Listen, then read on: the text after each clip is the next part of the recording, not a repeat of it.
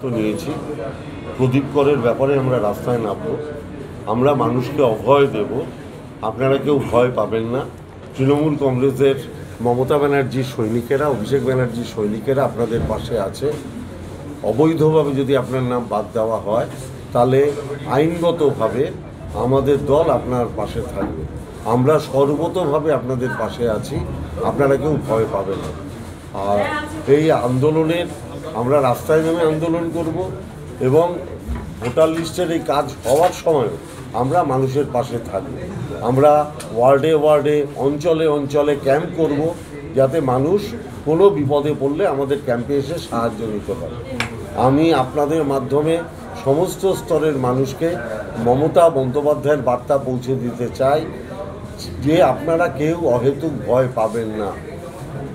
মমতা ব্যানার্জির নির্দেশে, অভিষেক বন্দ্যোপাধ্যায়ের নেতৃত্বে যেরমভাবে এনআরইজিএস প্রকল্পের টাকা আমরা আন্দোলন করে আদায় করে এনেছি, কোনো বৈধ ভোটারের নাম যদি বাদ যায়, আন্দোলন করেই তার অধিকার আমরা আদায় করে আনব, কিংবা আদালতের মাধ্যমে তার ন্যায্য অধিকার আমরা আদায় করে আনব।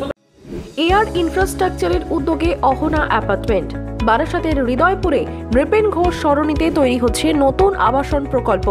থাকছে একগুচ্ছ বিশেষ সুবিধা, লিফট থেকে শুরু করে ডিপ টিউবওয়েল, এছাড়াও থাকছে সাউন্ড প্রুফ জেনারেটর এবং কার পার্কিং এর সুবিধাও। এখানে 2 এবং 3 BHK ফ্ল্যাট রয়েছে। এছাড়াও থাকছে আরও একগুচ্ছ বিশেষ সুবিধা।